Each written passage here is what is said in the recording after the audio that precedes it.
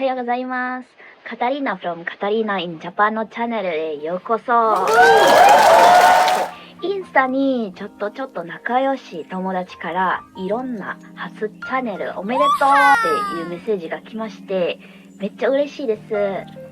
日本にいると同僚から地元からの友達まで、やっぱりずっとかたちゃんのことを応援してくれて本当にありがたいんです。それで何人かインスタの DM でインドネシア語ネイティブなのにこんな日本語を動画作るの大変じゃないですか。なんででしょうって聞いてきたんですけど、確かに、理由があるんですよ。もちろんこの YouTube の作った理由は3つあります。ででん。1つ目はみんなにうちが外国人として日本で生活をシェアしたいからじゃなくて、一番大事なのは外国で日本語を学んでる立場としてできるだけ日本の人たちとしっかりコミュニケーションを取れるようになりたいからだから、日本語を使うことにしたんだよ。自分の日本語言語力もアップさせた方だから。2番目、日本の観客にも外国人が自分の国についてどう思っているかを母国語でより簡単に理解してもらえるといいなと思います。最後の3番目、一番ポイントです。日本語がまだまだ上手じゃない人ももっと日本語を学ぶ意欲を持ってほしいなと思います。で、そうすれば日本地元の人たちともっと良い会話ができるようになりますよ。だからうちがシェアする内容を通じて日本語を話せない人も少しずつ学んでいけるようにしたいと思います。今日は前回の自己紹介動画も言ったように、うちが日本で感じた楽しいことと大変なことをうちなりにシェアしたいなと思います。まずは楽しいことから始めますね。で、これから、語りなりに、3つビッグポイントをシェアしたいんです。特に最初に日本語学校に通っていた頃はまるで遊んでいるみたいな感覚だった。だって2、3週間滞在しかできない観光ビザではなくて1年、2年間まで観光できるようなビザだったんだ。でももちろん遊んでばっかりじゃなくて、両親から感情的、物質的、金属的にサポートしてもらって本当にありがたかったから。で、それでもっと真剣に日本語学校で学ぶことができたんだ。日本に来て最初に日本語学校でプレースメントテストっていうテストを受けたんだけど、それで自分の日本語学校のレベルに合わせたクラスで決めたんだ。うちのことから日本語に興味があって、小学校の頃から少しずつ勉強していたし、大学卒業あと2年間ぐらい本格的に日本語を周知始めたんだ。だから日本に来る前にも勉強時間に合わせると、2年以上日本語を学んでいたことになるんだ。プレイスメントテストを受けて日本語検定3級のクラスに入った時、たくさんの国際的な友達に出会うことができた。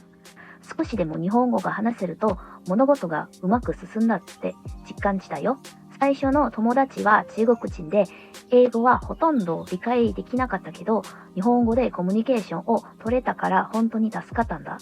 ちなみに日本語学校の卒業式はコロナ時期だったので、マスクはつけないといけないんだけど、インドネシア伝統的な服であるバティックっていうものを参加しましたよ。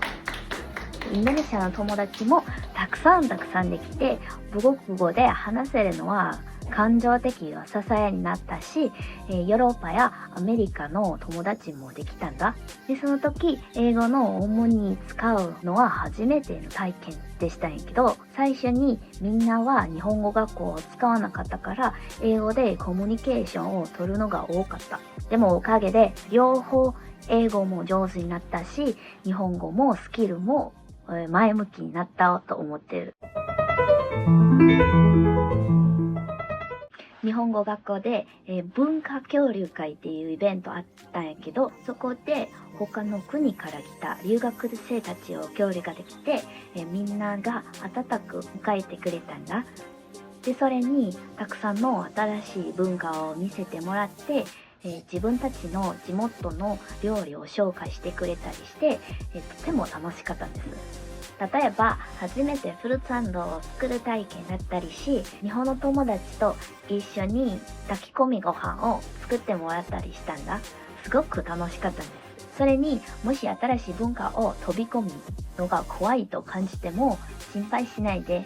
同じ国から来た先輩たち、例えばうちの場合はインドネシアの先輩からインドネシア専門用のサークル用意してくれてるんだ。で、私のそのイベントを参加したこともないけど、きっと彼らは温かく歓迎くれるなと思います。発展している国インドネシアに比べたら日本はすごいなと思っているぐらいのびっくりだ。最初は Google マップを読むめっちゃ大変だけど、入り口と出口がたくさんあってすごい混乱してみ。でも少しいい体験でした。どういう風にびっくりぐらいか、例えば、これは自動販売機だ、すげえ。電車、めっちゃ時間ぴったりだ。これ無人スタッフをパン屋さんもおるの。すごい。インドネシアにこういうものがあったら、絶対全部のお金を取られちゃうと思う。